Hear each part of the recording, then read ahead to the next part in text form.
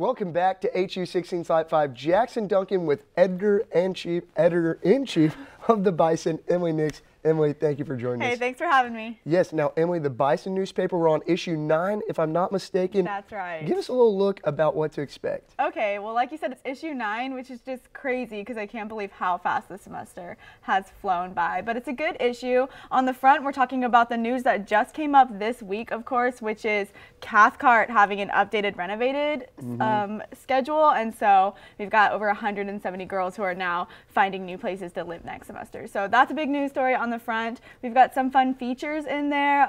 There's a man named Joe Burton who is a groundskeeper at Harding, but he's also pursuing his degree. So we kind of talk to him and see what it's like juggling both of those things. And then sports, we're going really well this year. So Harding football is nationally ranked. Volleyball is doing well. Basketball had a great start with the Big Red Classic. So it's a really good issue, and I think everyone should pick it up. Yeah, lots of great material to be writing about, and talk about that Kathcart Dorm thing. Are you going to be interviewing individuals who are in the dorm, or what's it going to be like pursuing that story? Yeah, so any story we do, we try to get a range of perspectives. We don't always want to talk to 3 students or 3 faculty members or anything like that. We're going to try to get a wide range of things. So we're talking to an RA in Cathcart, we're talking to a freshman student, we talked to the resident life coordinator, and we also were in contact with some administration just to make sure everything was good and we weren't saying anything we shouldn't have.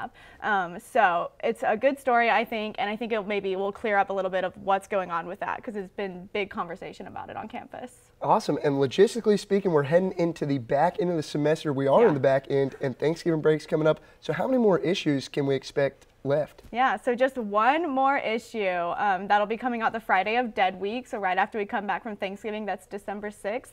And you know, it's the last issue of the semester, of course, which we are all aware of, but it's also the last issue of the decade.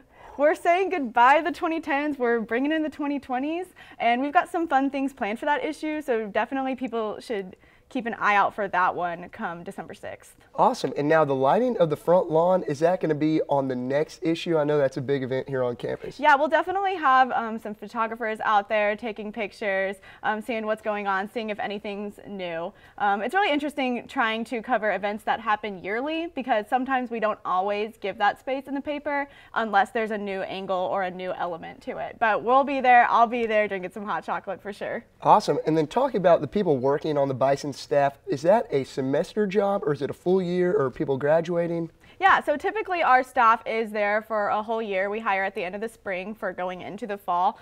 This semester we just so happen to be saying goodbye to our head copy editor. She is graduating and we're really sad but really excited to see what she does in her career with journalism. So that is kind of an abnormal thing. Usually we do have a full year of positions. Gotcha. And then talk about the time for this last issue coming up, the final 10th issue coming up in 2 weeks, 3 weeks after Thanksgiving break. How much time do you think that requires compared to a normal issue? So any special issue is going to take a lot of time, but we're so excited about the things we report on with the special issues, it makes it worth it. And we decided to go ahead and next week normally would be a link week, but we decided to go ahead and focus all of our efforts next week in preparing for that 10th issue. So we're feeling ready for it. Awesome. Emily, looking forward to reading the Bison, and not just this one, but the final one, yeah. Final one of the decade, like you were saying. Emily, always a pleasure for you to join us on Thursdays. We will now